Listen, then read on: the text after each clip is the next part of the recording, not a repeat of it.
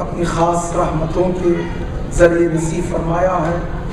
ان ایام میں انشاءاللہ آج کی شب سے ٹاپک ہوگا نہج البلاغہ کی شناخت، اور بالاخص مولا کائنات کا وہ لیٹر اور خط مالک اشتر کے نام جو کہ ہمارے آقا ہمارے مولا امیر المؤمنین ایک منشور جاوید کے عنوان سے تمام بشریت کی بقا کے لیے اور تمام بشریت کی اطمینان، سکون، امن، امان اور امنیت کے لیے جو پیغام دے کر گئے ہیں، اس پیغام کی تشریح انشاءاللہ ان ایام میں آپ لوگوں کو عرض ہے۔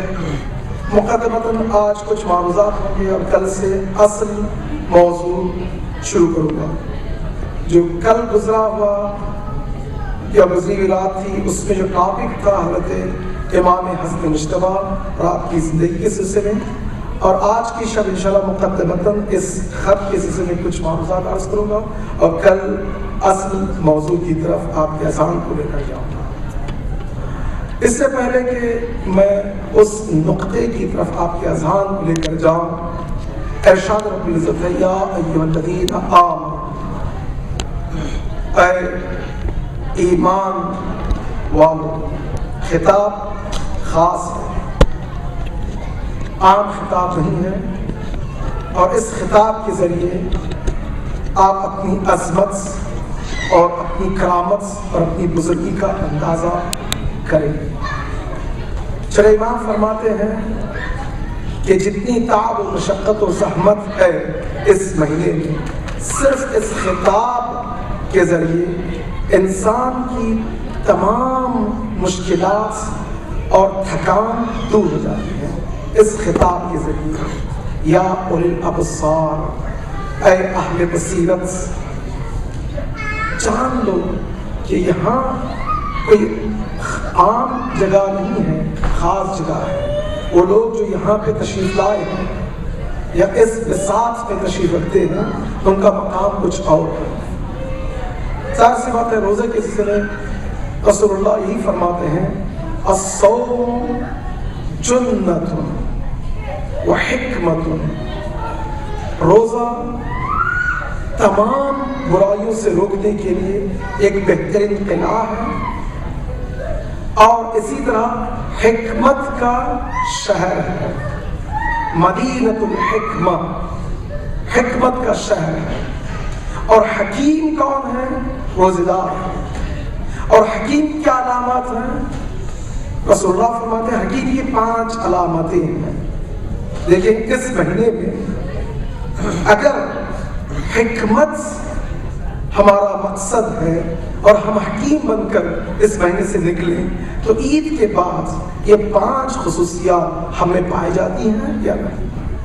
حضور فرماتے ہیں سب سے پہلی خصوصیت یہ ہے لا تستظلم ما دونہ، جو اپنے سے جو نیچے ہوتے ہیں ان پر ظلم نہیں کرتے یا تحقیر نہیں کرتے، یہ ایک ہے۔ دوسرا یہ کہ اپنے سے جو اوپر ہوتے ہیں، اب چاہے والدین ہوں، چاہے استاد ہوں، چاہے مال و دولت میں جو بھی، وہ اپنے سے ایک برتر محسوس کرتا ہے، ان کے ساتھ نزاع نہیں کرتا، لڑائی جھگڑا نہیں کرتا۔ تیسرا، جب تک کہ اس کے پاس علم نہ ہو کسی موضوع پر اظہار بیان نہیں کرتا۔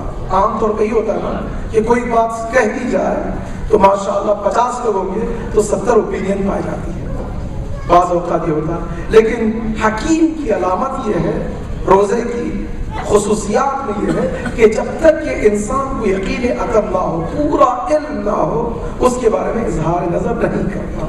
اور چوتھا یہ ہے کہ واجبات کے اور مستحبات کے اور محرمات سے دوری کرنے کے سلسلے میں انسان کو دقت نہیں ہوتی۔ عام طور پہ یہی ہوتا ہے کہ انسان واجبات کی انجام دہی کے سلسلے میں یا محرمات سے بچنے کے سلسلے میں انسان زحمت و تعب کا شکار ہو جاتا ہے کہ کیا کر سکتا ہوں، نہیں کر سکتا، کتنی مشکل ہے، کیسا ہے، کیا ہے۔ اگر کوئی نشست ہے تو وہاں پر غیبت ہو رہی ہے تو غیبت سنوں نہ سنوں، کروں نہ کروں۔ اب یہ تمام جو انسان کے اندر جو بیٹھنگ چلتی ہے، روزے دار جب حکیم بن جاتا ہے تو حکمت کا تقاضا یہ ہوتا ہے کہ محرمات اور واجبات کے انجام دہی میں، محرمات سے دور ہونے کے سلسلے میں اور مستحبات کو اپنے گلے لگانے میں اس کو تعب و مشقت نہیں ہوتی۔ چوتھا یہ ہے کہ وہ کام جو وہ خود نہیں کر سکتا، انسان اس کی بساط کی نہیں ہے، اس کے بس کی بات نہیں ہے، اس کام کو اپنے کندھے پر نہیں لیتا۔ یہ کہ جملہ کہ میں اس کا ایکسپرٹ نہیں ہوں، نہیں جانتا، عام طور پر کہ جو بھی کام دیا جائے حرفاً مولا، ہمارے پاس ایک کہاوت ہے اور اس کے ذریعے، لیکن حکیم کی علامت یہ نہیں ہے۔ اگر یہ خصوصیت کسی کے اندر پائی جائے تو خدا تعالی فرماتا ہے رسول کرام اسلام سے کہ یا محمد، اے محمد جان لو کہ الصوم لی وانا اجزی، روزہ میرے لیے ہے اور روزے دار کی جزا نہ جنت ہے، نہ جہنم سے بچتا ہے، نہ مقام مقربین ہے، کچھ نہیں ہے، بلکہ کیا ہے، میں خود ہوں اس کی جزا۔ اب جس کی جزا خود خدا متعال ہو تو پانچویں حکیم کی خصوصیت کیا ہوگی؟ رسول اللہ فرماتے ہیں پانچویں حکیم کی خصوصیت یہ ہے کہ جب بھی وہ بولے گا وہ حکمت الہی سے بیان کرے گا، جب بھی خاموش رہے گا وہ حکمت الہی سے اس کا سکوت تعبیر کیا جائے گا، جب بھی وہ قدم اٹھائے گا حکیم الہی یعنی الہی ادائیں اس انسان کے اندر پائی جاتی ہیں۔ اب وہ انسان جس کے اندر خدا متعال یعنی الہی صفات پائے جائیں، اس انسان کو کہتے ہیں روزے دار انسان۔ امید ہے کہ خدا ہمیں توفیق دے اس مہینے میں اس طرح کا روزہ رکھے جو کہ رسول اللہ اس روزے کے لیے مشتاقانہ انتظار کرتے تھے۔ 2 مہینے رجب کے چاند سے لے کر ماہ رمضان کے چاند تک انتظار کیا کرتے تھے۔ اب وہ وقت گزر رہا ہے، 15 تاریخ گزر چکی، 16 تاریخ گزر چکی، شب 17 ہے، دیکھتے دیکھتے یہ ایام بھی گزر جائے۔ امید ہے کہ خدا تعالی ہم سب کو توفیق دے شب قدر میں، جو کہ اس مہینے کا عظیم طلعہ ہے اور اس مہینے کی عظیم نعمتوں میں سے ایک نعمت ہے، اس شب قدر میں ہم تمام نعمت و رحمت کو حاصل کر سکیں۔ محمد والی محمد صلوات اللہم صلی علی محمد۔ مولا کائنات کے سلسلے میں کچھ معروضات ہیں۔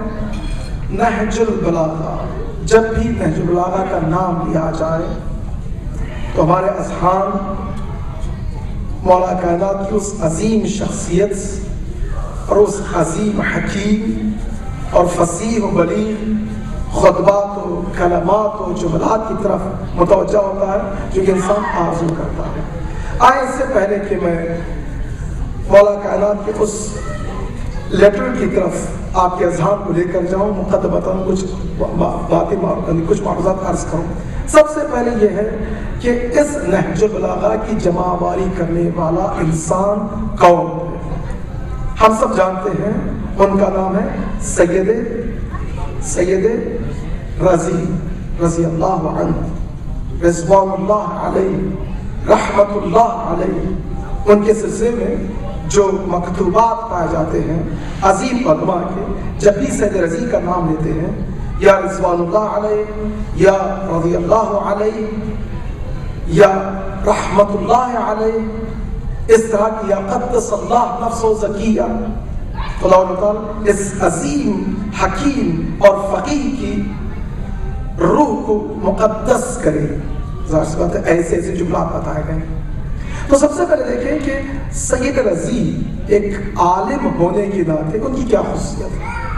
نہج البلاغہ کی شرح کرنے والے 115 اہل سنت کے علماء ہیں اور 700 سے زیادہ شیعہ کے علماء نے نہج البلاغہ کی شرح کی ہے۔ ان شارحان شرح کرنے والوں میں سے جو شاہکار مانے جاتے ہیں اہل سنت میں سے، ان میں سے ایک کا نام نکلتا ہے ابن ابی الحدید المعتزلی۔ ابن ابی الحدید معتزلی اپنی کتاب شرح نہج البلاغہ میں سید رضی کے سلسلے میں یہ فرماتے ہیں کہ اس کا خواب آپ نے مشہور سنا ہی ہوگا۔ وہ خواب مخصوصاً ابن ابی الحدید کے الفاظ سے اگر دیکھا جائے تو بدن میں رونگٹے کھڑے ہو جاتے ہیں۔ ابن ابی الحدید معتزلی اپنی کتاب میں لکھتے ہیں کہ جب بھی میں اس خواب کی طرف متوجہ ہوتا ہوں، میرے ذہن کو مشغول کرتا ہوں، تو آنکھوں سے آنسو کے قطرات سیلاب کی طرح جاری ہو جاتے ہیں۔ کہتے ہیں حدیث۔ اب وہ خواب کیا ہے؟ اختصار کے ساتھ آپ نے سنا ہوگا کہ خواب یہ ہے کہ شیخ مفید عظیم علماء میں سے تھے، جو پائے یہ کے علماء میں سے تھے، ان کی کتابیں جو مدرس بک کے نام سے آج بھی یاد کی جاتی ہیں، وہ ایک رات مسجد کرخ عراق میں اعمال شب قدر انجام دے رہے تھے، اور اعمال شب قدر کے بعد صبح کی نماز سے پہلے ان کو کچھ خواب سا تعریف ہوا۔ اب وہ کیا دیکھتے ہیں؟ شب قدر، نزول برکات و رحمات، فرشتوں کی آمد ہے۔ اسی حالت میں خواب دیکھتے ہیں کہ بی بی تشریف لائی ہیں، اپنے بیٹوں کو حسن حسین کو 2 ہاتھوں میں یا 2 انگلیوں میں پکڑ کر لے کر آئی ہیں اور دق الباب کرتی ہیں۔ شیخ مفید اٹھتے ہیں، جیسے اٹھتے ہیں کیا دیکھا کہ خاتون ہیں، بیوی ہیں، اور بیوی فرما رہی ہے ایو شیخ علمہم الفقہ، تم ان 2 میرے بیٹوں کو حسن اور حسین کو فقہ کی تعلیم دیجیے۔